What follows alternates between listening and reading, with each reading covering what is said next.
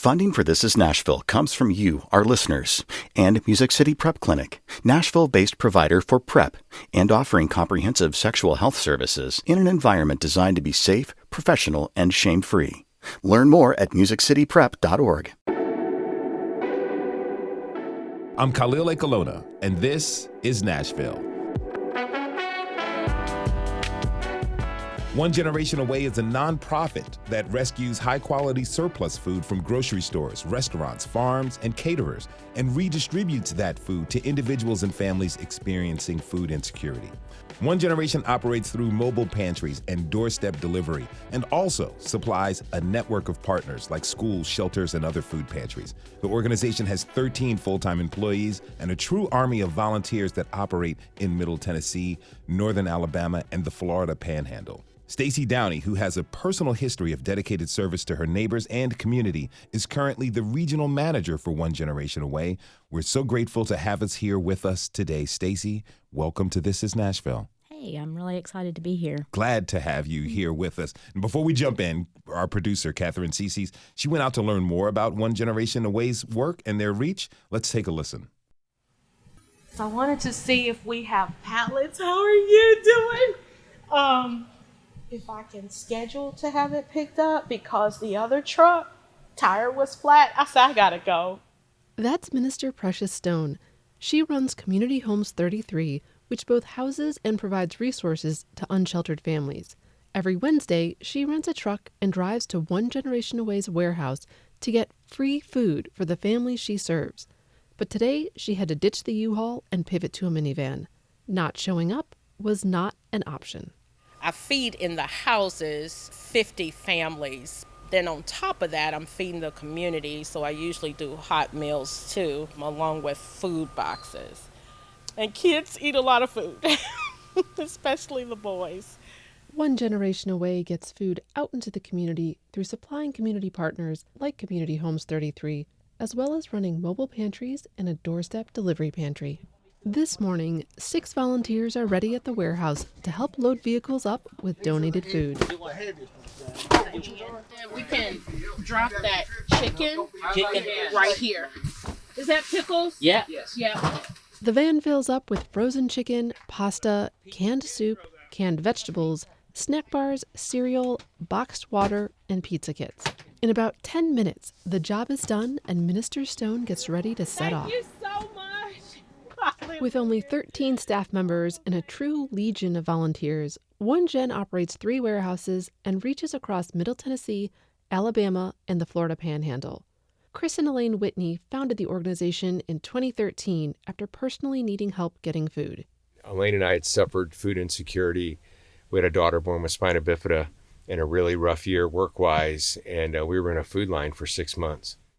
Once they were back on their feet financially, they wanted to help others in need. They started with a small SUV and a tip from a friend that a Whole Foods had good food to give away that would otherwise end up in a dumpster. We didn't have a warehouse, so we had to give it away when we picked it up. So we started going into lower income communities and just giving it away, and we still do that to this day. So every day we rescue food. It's on someone's table that night. One Gen is known for having a no questions asked policy. If you show up, you will get food. That makes a difference at One Gen's mobile pantry. On a very windy Saturday morning in Spring Hill, Tennessee, about an hour southwest of Nashville, a very, very long line of cars waits at the ready at a community college parking lot. Annie Stewart and her 9-year-old daughter, Georgia, have shown up to be a set of helping hands. On a Saturday where we can, I try to get her involved. Where we can help, we try to help. After a short orientation, Annie and Georgia each grab a shopping cart and move through several set-up stations, stopping long enough at each for other volunteers to fill their carts to the brim. I'm going to give you 3 more. So it looks like we have some prepackaged salads, lots of fruits and vegetables. So we've got strawberries and cantaloupe, some bread, onions, pineapple, some cupcakes. Come on down, guys. Following direction, they maneuver the heavy carts across the bumpy asphalt to a designated spot where they wait for the cars. The people in the car line look exactly like anyone you would see at a grocery store on a Saturday morning. Robert is a retiree who has 3 family members living with him. A friend told him about the mobile pantry. When you're on a fixed income, it makes a big difference, you know. Judy shares the groceries she gets with her daughter and grandkids to help stretch their budgets. I've been coming for quite a while. I came years ago when my husband was suffering from his cancer. Cancer's expensive, and we really needed the help.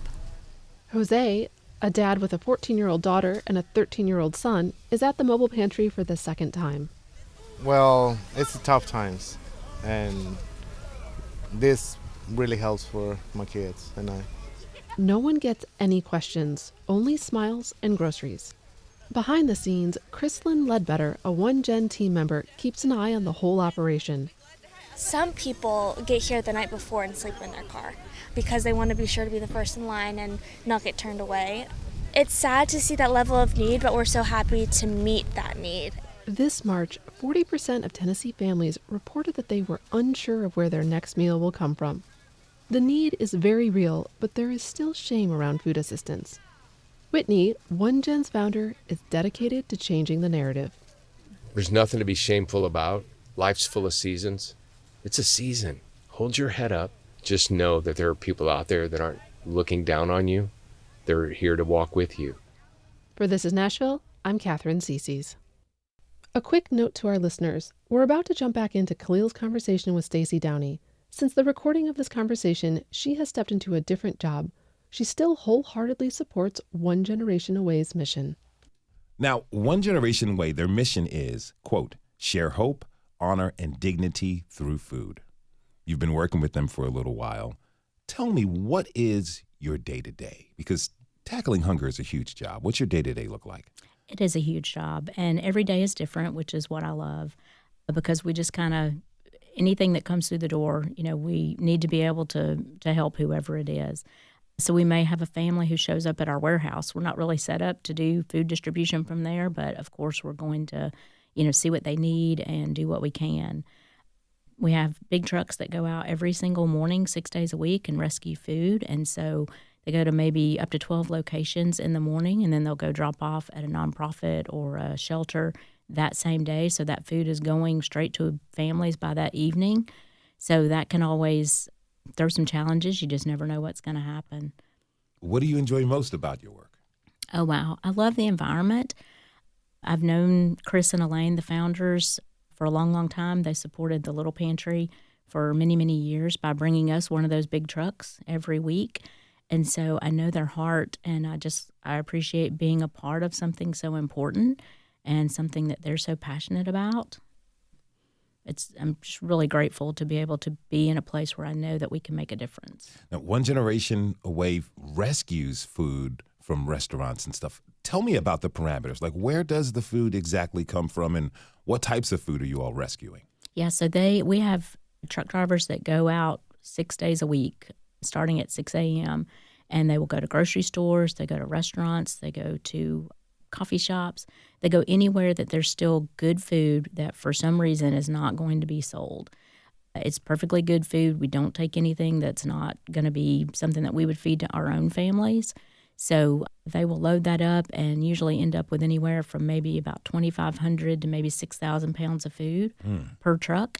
And then they will go straight to whichever nonprofit they're going to that day, unload it, and then the nonprofit gets it out to families that day. So it could come from anywhere. I mean, we're not going to turn down food. We get food from farms, grocery stores, restaurants. That's our main source for that rescue program. What, 2,500 to 6,000 pounds of food per truck for 6 days a week. Mm-hmm. That's a lot of food going out there that would normally go to waste. Yeah. When you think about that and your history of working with people who suffer from food insecurity and live in areas where there are food deserts, what does that make you think about how our society treats food and access to food? Yeah, it's pretty sad.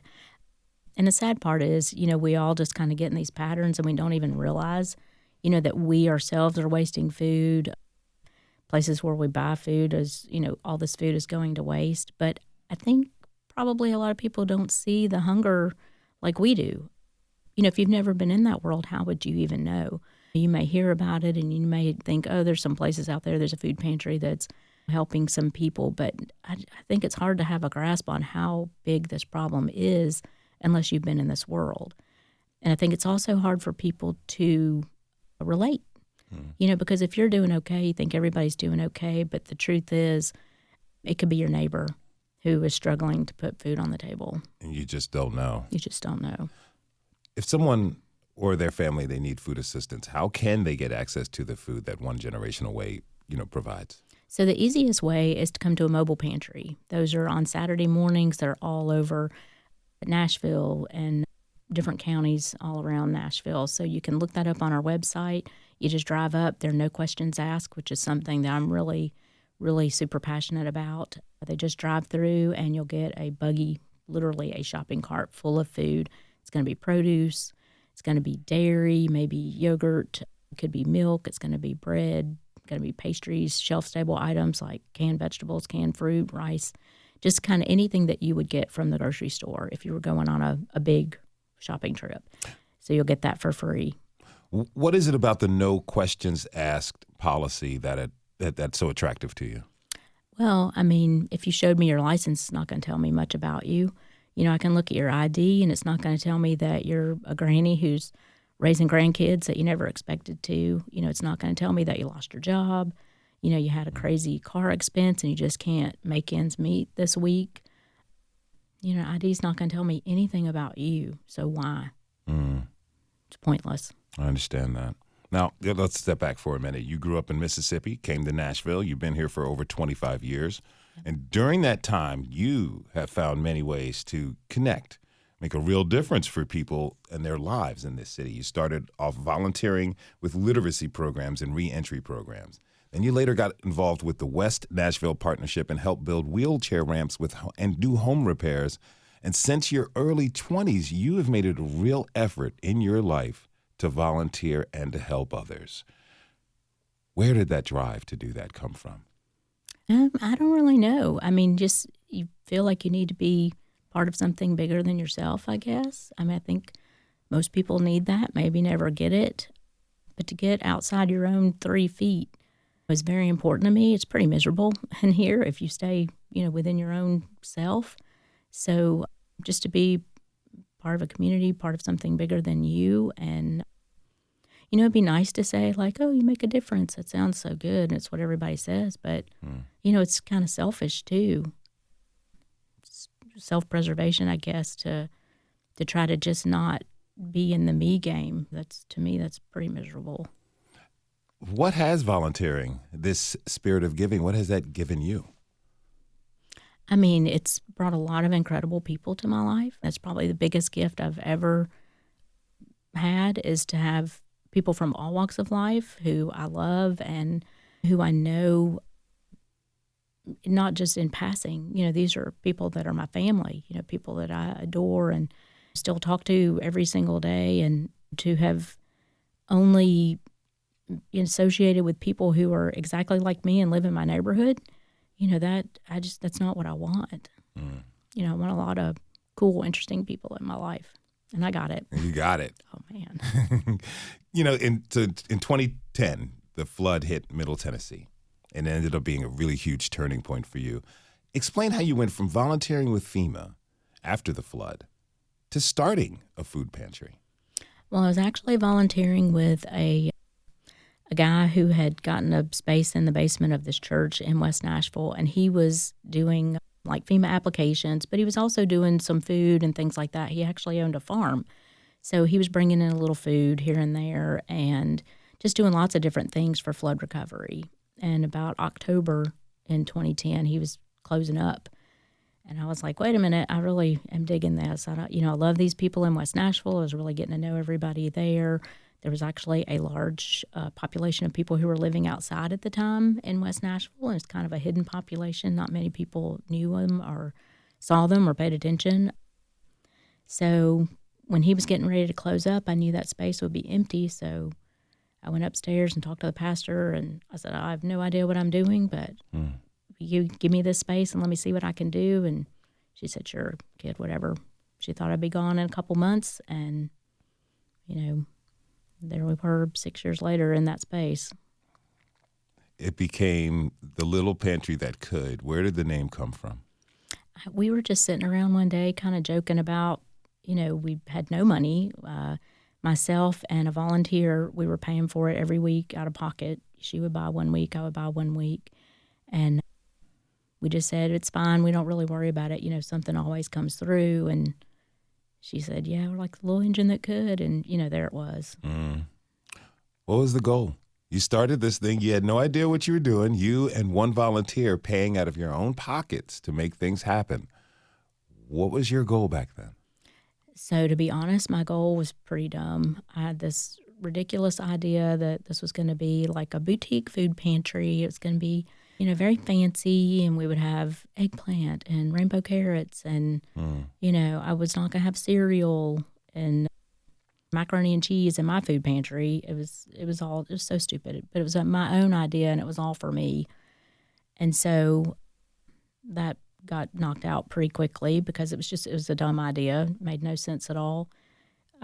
After a couple of weeks of doing this, I saw people would take the bags of food that they had just gotten, and they'd go back and sit down and eat every single thing in their bag. So I was like, wow, these people are hungry. They don't care about a rainbow carrot. They need food. They need whatever's going to fill a belly. And so that was a pivotal moment. I've had a couple. That was a big one when I realized this is not about me and what I want to do. It's about what people need. And so from that day, fortunately, it changed my life because it showed me that I need to look at the person and say, what do you need? Instead of them looking at me and asking me, what could I do? It's totally different. And that's different than asking them, what do they want as well? Yeah. Well, and I'm big about that too because, we grew an outreach program in the pantry too, and it grew and grew, and that was a big deal, is to ask people, what do you want? Because it's not what I want for you. We did a lot, changing subjects, but we did a lot in our outreach. We found people housing. We did rehab referrals. We did a whole lot of different things, but, I could never look at a person and say, this is what you should be doing. You should get sober and get inside, because maybe that's not what they wanted for their life. These are grown-ups. They make their decisions. I decided to walk with them instead of walk over them, and, it turned out pretty good. All right, let's take a short break. When we come back, we'll continue our talk with Stacy Downey about the Little Pantry and what it's like running and growing a pantry and outreach programs here in North Nashville. Stay with us. This is Nashville.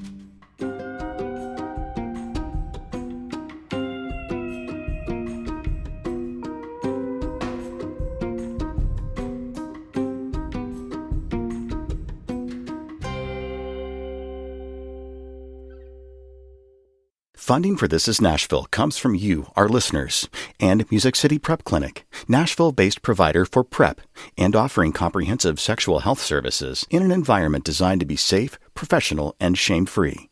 Learn more at musiccityprep.org. I'm Khalil Ekolona, and this is Nashville.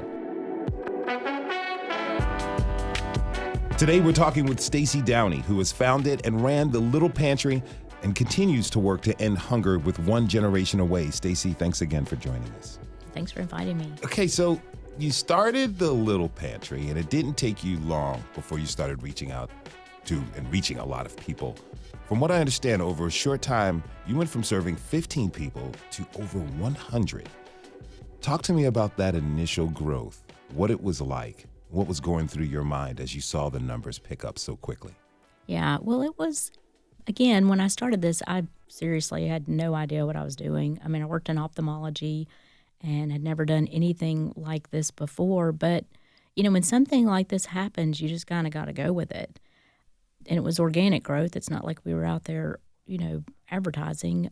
But people needed help. And if we could figure out how to help, I mean, it was a no-brainer. We just needed to do it and just roll with it. So the numbers came, you adjusted, and met the needs that people had. Yeah. What was the one thing? What was one of the biggest things that you learned early on? Well, I've learned that it's not about me. It's about what people need.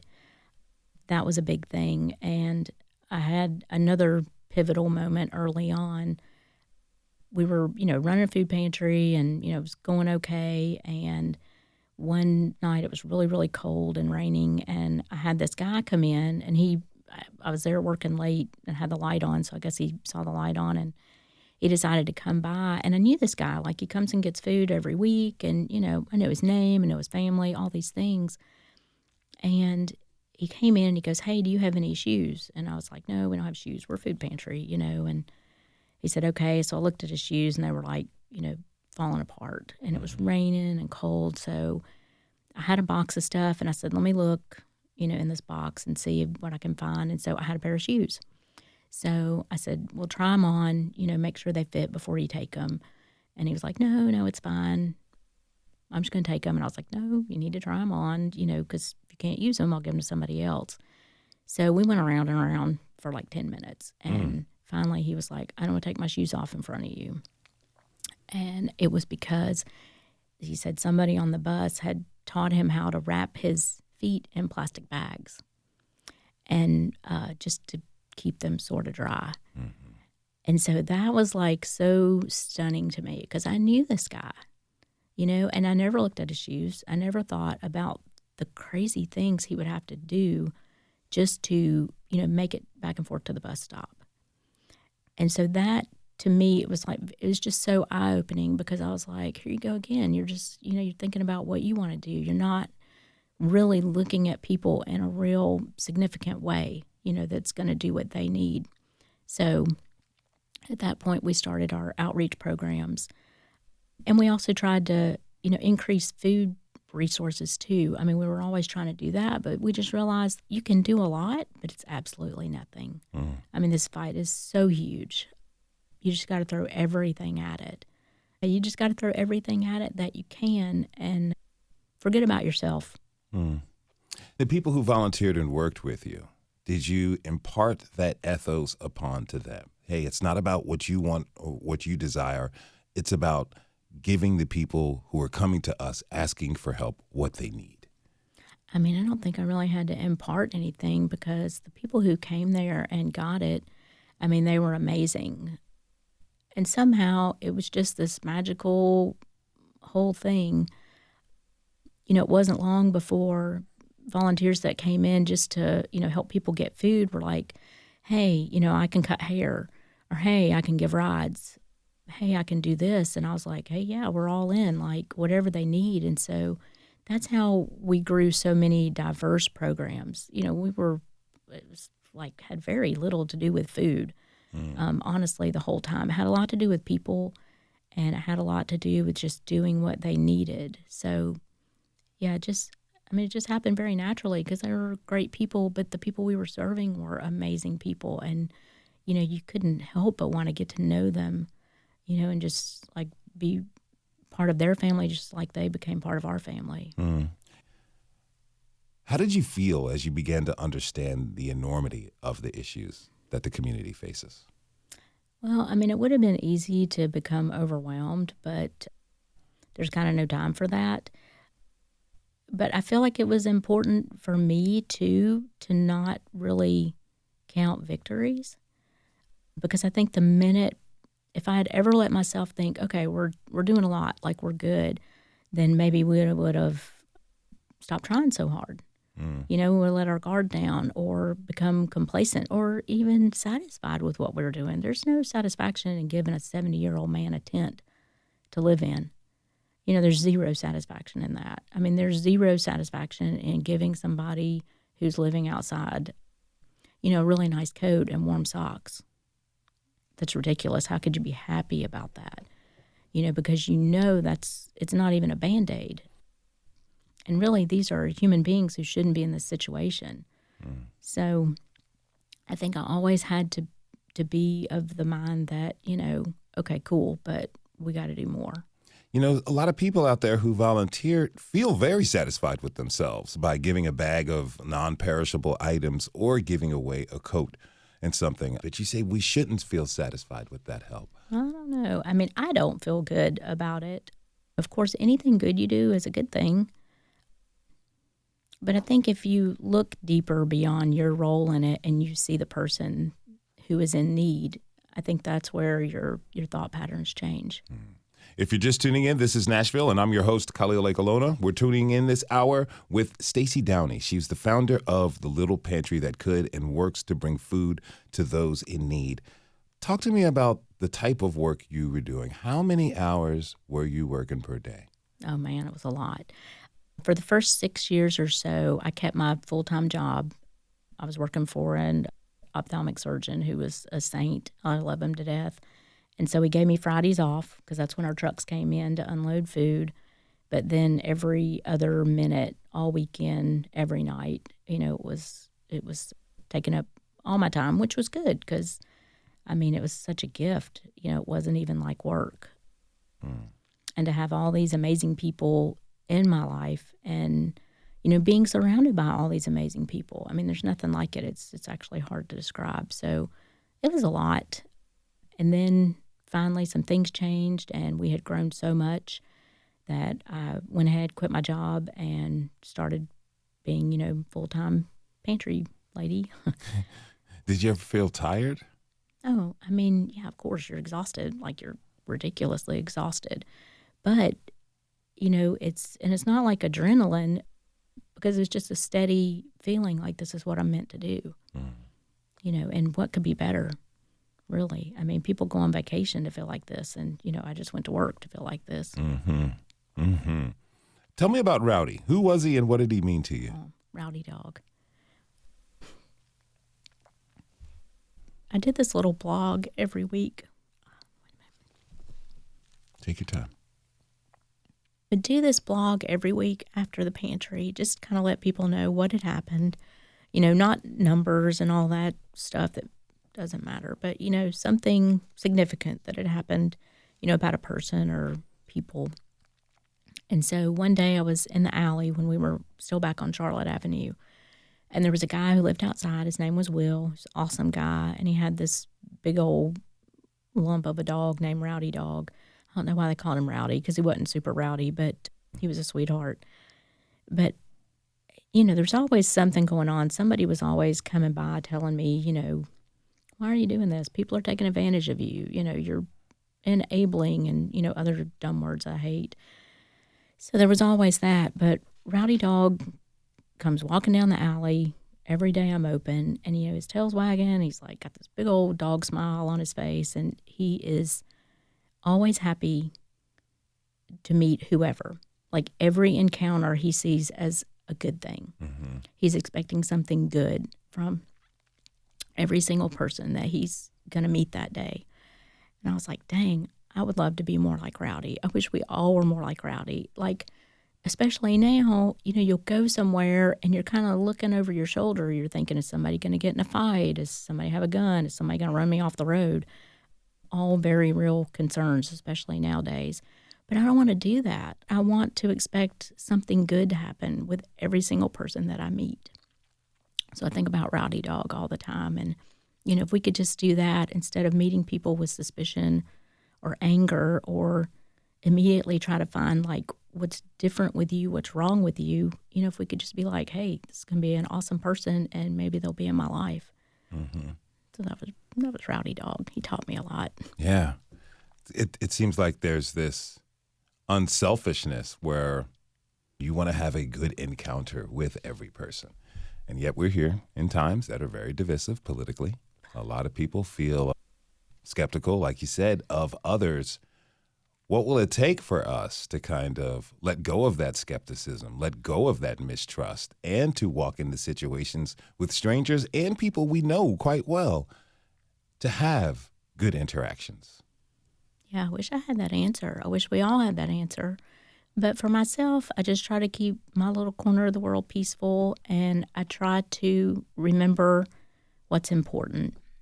Before I started doing this, I can remember, I worked in medical, and I worked with people who, made pretty good money and had pretty happy lives. And, we talked about, like, their lawns.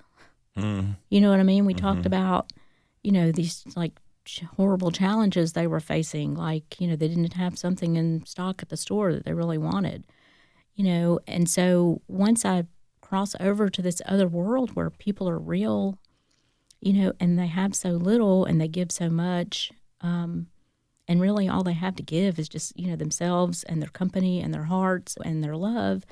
I mean, it really, that's what changed it for me.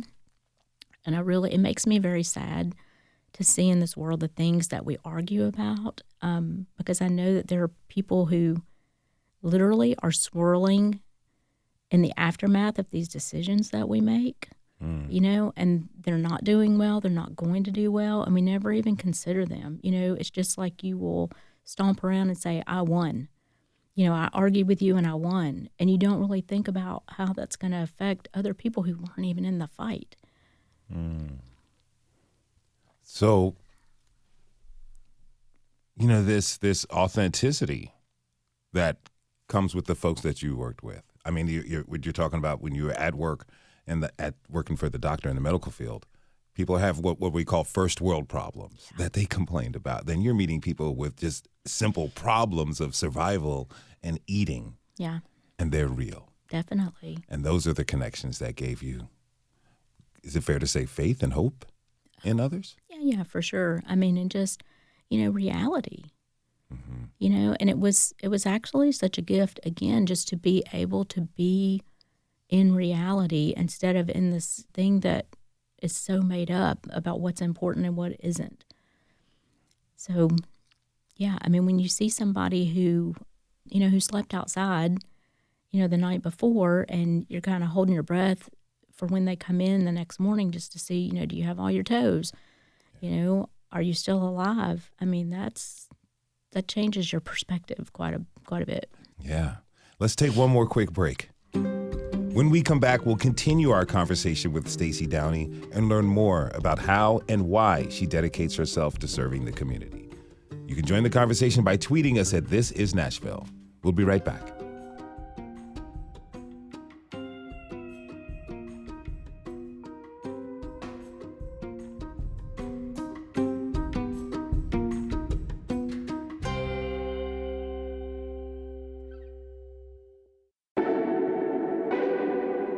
I'm Khalil Colonna, and this is Nashville. Today, we're joined by Stacy Downey, founder of the Little Pantry That Could, a food pantry that ended up providing a lot more than food to the community it served. Stacy, again, thank you so much for being here. Grateful. Thank you for having me. Okay, so we were talking about this perspective shift that you had in doing this work. There was also a shift in the Little Pantry That Could. You all found a new space. You found a home in North Nashville in Dodge City, and you had to really complete a lot of renovations around this space, I understand. What was the condition of the space when you first found it? Oh, it was really bad. This building hadn't been used for years and years. Had no electric run to it, no plumbing. Somebody had been kind of squatting in one of the back rooms and set it on fire. It was pretty bad.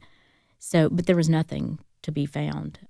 This was right at the kind of the height of gentrification in West Nashville, and we had rented that space in a basement of a church for like a little over 6 years on Charlotte Avenue, and they sold that building. So we had to go somewhere. So I drove by this building. I was kind of making eyes at this building every time I went by it and found out who owned it, and it was a church. And I went in. I'd been out doing outreach all day, so I'd been in the woods. Like I had sticks in my hair, had a dog in the car. It was crazy. I just stopped on a whim and went in and met the pastor and an elder who were two amazing people. And I said, hey, I want to rent this building. And they said, no, you don't. I said, yeah, I do. So they said, well, it's in bad shape. I said, I don't care. It's where I need to be. North Nashville is where we really needed to be at that time.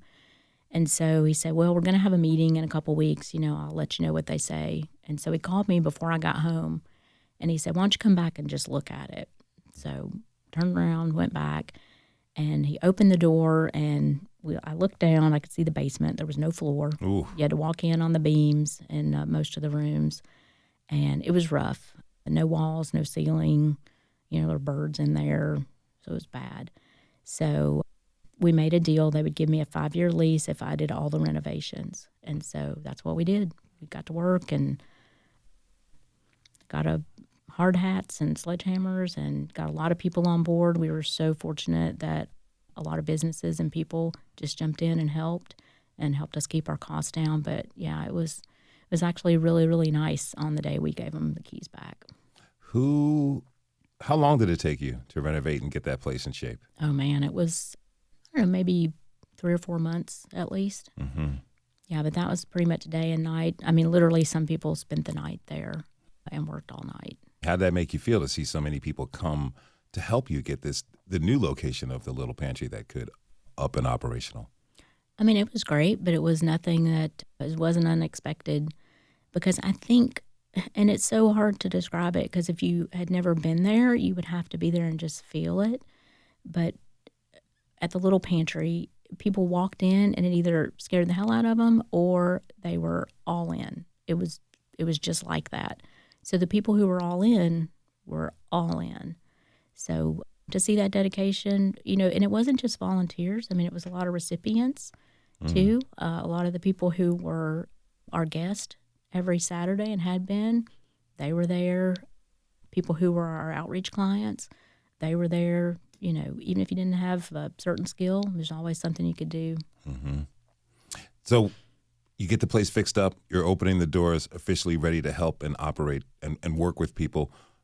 What was traffic like? Did you have an influx of folks come in to help? Were you busier than you were at the previous location in West Nashville? Oh yeah, we started growing. It took a minute for the folks in West Nashville to find us, to be able to get over there, because it's 2 bus rides, and I think it cost like $8 or something by the time you took 2 buses to get over there. So it took a minute.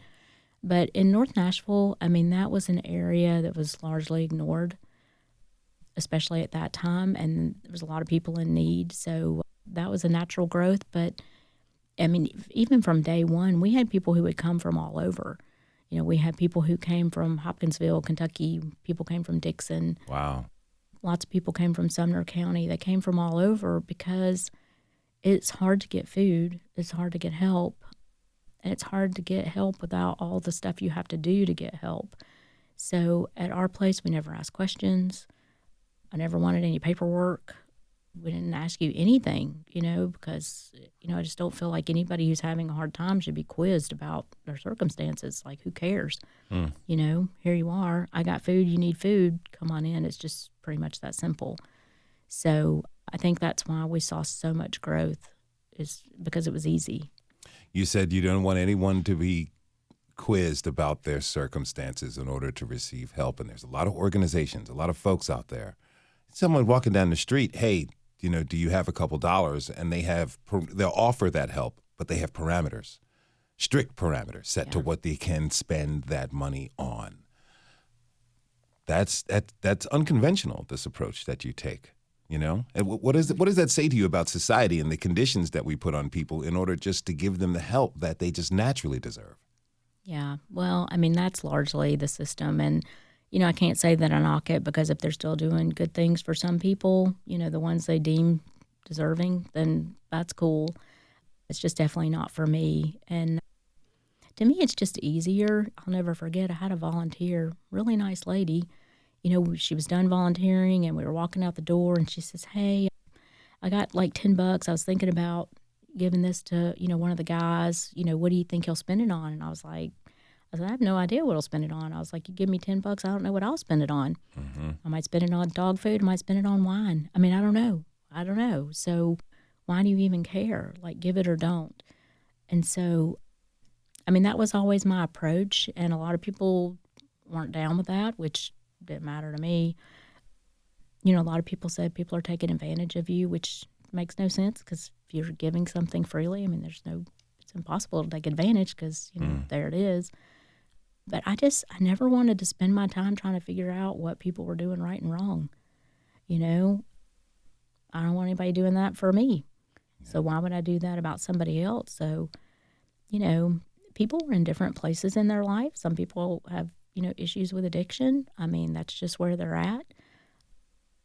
Some people ended up in that situation who absolutely ever did a thing wrong. Paid their rent on time, were responsible, raised their kids, whatever, and then just life just smacked them. So why do I want to figure out all that? What did the people you were serving, what did they say? Has anyone ever came up to you and appreciated thanked you for the approach that you took. Of course. I mean, billions of times, because, if somebody is coming to a food pantry, they are clearly not having their best day. Mm-hmm. Something's going on. So why do I want to make your day any worse? Why do I want to make your life any harder? It's not my place. It's not what I'm there to do. And so a lot of people did appreciate that, because it literally takes one event to change a person's world. Maybe not everybody, but a lot of people. And I think we all need to realize that. It takes one huge medical bill, one huge car repair, whatever, 2 weeks out of work, and everything can change for you. So I feel like it was not my place to make people have a harder time. I wanted them to have an easier time, Mm-hmm. 2022, the pantry closes. Yeah. What eventually happened? What was that like? Well, it was not a surprise at all. I knew they were going to take the building back. I mean, that was a no-brainer. We'd put $300,000 in it, and it was, it was an awesome building by the time we got done. But what was a surprise is that was right, because I looked for almost 2 years. I mean, I had 3 realtors. I had big developers. Lots of people were helping us look for a building because we knew that was coming. And we had money in the bank. I mean, we had good money, put towards a building fund. But the timing was terrible because it was right when all this madness happened in Nashville real estate. And so, there was no way to have enough money to buy a commercial building at that time. And so it was just really terrible timing. We looked at a church, would have been a pretty decent thing. It was on the market for $2.5 million, which was insane to me, like astronomical, because I know what I could do with $2.5 million to help people, not, buy real estate. But we didn't have it. But I talked to him and I said, hey, if I can figure it out, I'll make a full price offer and let you stay and keep doing your services here till you find another place and all this. And they countered with $6.5 million. And so at that, I mean, it was over. Like, we all knew it was over. So I had to pivot and prepare for, the end, which I really never planned to do. I was always pretty confident that we would find another place. How'd that make you feel about Nashville? Oh, you don't want to know. Yeah, I fell out of love with Nashville right about that point. Are you still out of love with Nashville? For sure. Yeah. Not the people. But just what they've done to the people, what has been allowed to happen. You stayed until the last hour until they came to take the keys. Oh, yeah. What'd you do after you handed them over? I don't even remember. I think there's a bunch of people there. Everybody wanted to be there. I don't even remember. Is the building that you poured your heart and soul and love into to renovate, is it occupied now? Mm-mm. Sitting there empty. It's empty. Still empty. Just sitting there. What does that tell you about this town? I can't speak for the people who made that decision, but it just shows me that it wasn't important to the people who made that decision, not near as important as it was to the people who, again, are swirling in the aftermath of that decision. Again, decisions that are made without consideration of how the repercussions affect others. Yeah, for sure. Do you know what happened to the people you served? Oh, I still talk to them 50 times a day. I mean, that doesn't end. I still do a lot of outreach on the side, helping people with housing and referrals and, all the same stuff that we used to do. Just, it's tough now because you don't have the time, for sure. You don't have the funds. But there's still a lot of things I can do, just, from knowing how to get around stuff. So they're still my people. I talk to them, I see them. All of us, like, we all became family, and that doesn't go away just because geography changed. Mm-hmm. You're now working with one generation away. having all this experience of being there on the ground, 6, sometimes 7 days a week, I imagine. Always 7. Helping people. You know, how does it feel to you, given everything that you've been through and this work that you're continuing to do? How do you feel? Well, I mean, again, I have to always lead with gratitude. Otherwise, I'd be, bitter and no fun to be around. So I'm very grateful that I get to still work with an organization that I believe in. Chris and Elaine are like 2 of the best people I've ever known in my life. So I have to be super, super grateful about that. It's very different work.